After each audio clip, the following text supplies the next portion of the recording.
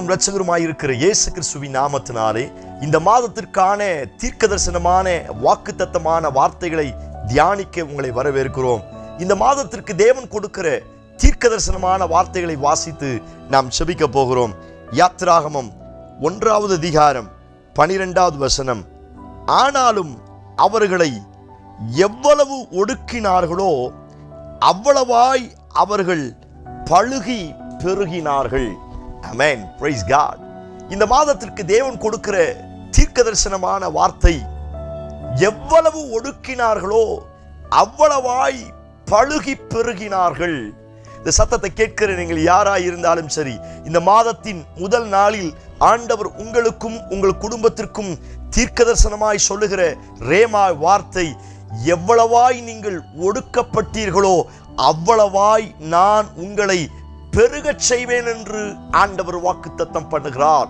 S Lord. எத்தனை பேர் ஆமென் சொல்றீங்க? இந்த வார்த்தையை ஆமென் சொல்லி ரிசீவ் பண்ணுங்க.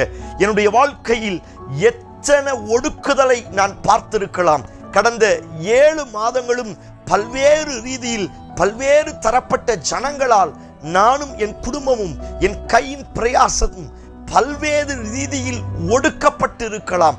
ஆண்டவர் சொல்லுகிறார், கடந்த 7 மாதங்களில் நீ எவ்வளவாய் ஒடுக்கப்பட்டாயோ அவ்வளவாய் நான் உங்களை பழுகி பெருகச் செய்வேன் என்று ஆண்டவர் வாக்குத்தத்தம் பண்ணுகிறார். கடந்த 7 வருஷமாய், கடந்த 3.5 வருஷமாய், கடந்த 8 மாதங்களாய் ஸ்தோத்திரம், கடந்த எவ்வளவு ஸ்தோத்திரம் நெருக்கத்தின் பாதையில நீங்கள் கடந்த நாட்களை அனுபவித்திருந்தாலும் ஆண்டவர் சொல்லுகிறார், நீ பட்ட ஒடுக்கத்திற்கெல்லாம் அதிகமாய் பழுகி பெருகச் செய்வேன் ஆண்டவர் வாக்குத்தத்தம் பண்ணுகிறார். எத்தனை பேர் இந்த வார்த்தைக்கு ஆமென் சொல்றீங்க? ஸ்தோத்திரம். ரிசீவ் பண்ணுங்க. எவ்வளவு ஒடுக்கப்படுகிறீர்களோ அவ்வளவாய் கர்த்தர் இந்த மாதத்தில் உங்களையும் உங்கள் குடும்பத்தையும் கையின் பிரயாசத்தையும் பழுகி பெருகச் செய்ய போகிறார். ஹல்லேலூயா.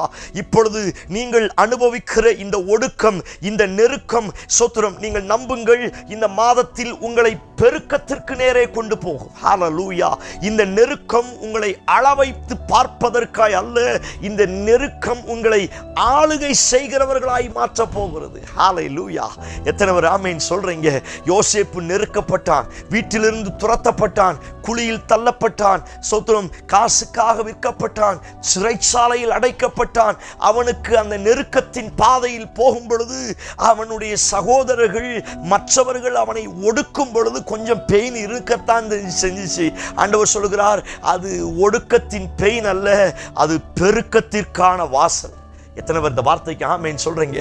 யோசேப்பு எவ்வளவு ஒடுக்கப்பட்டாரோ அவ்வளவாய் யோசேப்பை கர்த்தர் பழுகி பெருகச் செய்தார். ஹல்லேலூயா. யோபை குறித்து வாசிக்கிறோம், யோபினுடைய சம்பத்து தேசத்தில் பெருகிற்றான். ஹல்லேலூயா. சாத்தான் பல்வேறு ரீதியில் அவனை ஒடுக்க பார்த்தான். ஹல்லேலூயா.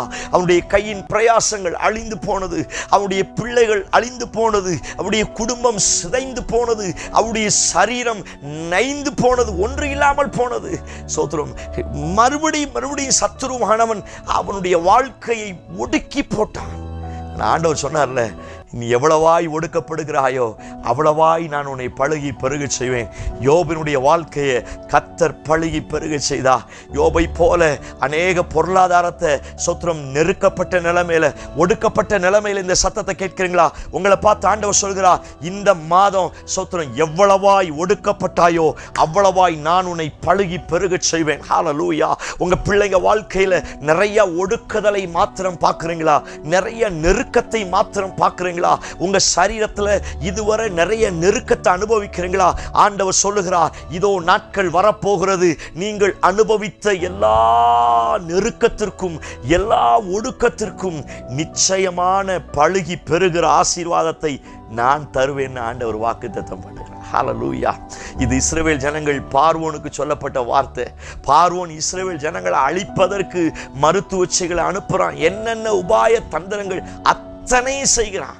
ஆனா பைபிள் அழகாய் சொல்லி இருக்கிறது, அவன் எவ்வளவு ஒடுக்க நினைச்சானோ அவ்வளவாய் கர்த்தர் பழுகி பெருகச் செய்வார். நீங்கள் எந்த இடத்தில் ஒடுக்கப்பட்டீர்களோ, யாரால் ஒடுக்க வேண்டும், கிள்ளி எறிய வேண்டும், வேரோடு பிடுங்கி எறிய வேண்டும் என்று திட்டம் பண்ணப்பட்டீர்களோ அதே இடத்துல கர்த்தர் உங்களையும் உங்கள் குடும்பத்தையும் பழுகி பெருக செய்ய போகிறார்.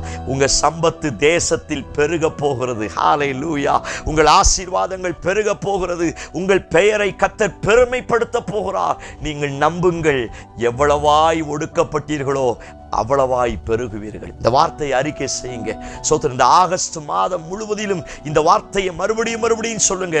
நானும் என் குடும்பமும் எவ்வளவாய் ஒடுக்கப்பட்டோமோ அவ்வளவாய் பெருக போகிறோம். என் பிள்ளைகள் எவ்வளவு ஒடுக்கப்பட்டார்களோ அவ்வளவாய் பெருக போகிறார்கள். என் கையின் பிரயாசம், என் பிசினஸ், என் சரீரம் எவ்வளவு ஒடுக்கப்பட்டதோ அதை காட்டிலும் அதிகமாய் அப்பா என்னை பெருக செய்ய போகிறார். நம்புறவங்க ரிசீவ் பண்ணி ஜெபம் பண்ணுங்க, பார்க்கலாம். ஹல்லேலூயா, ஹல்லேலூயா.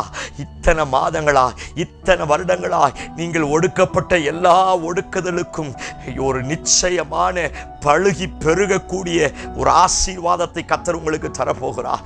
ஸ்தோத்திரம் பண்ணி ஜெபிங்க. எவ்வளவாய் ஒடுக்கப்பட்டாயோ அவ்வளவாய் கர்த்தர் பெருக செய்ய போகிறார்.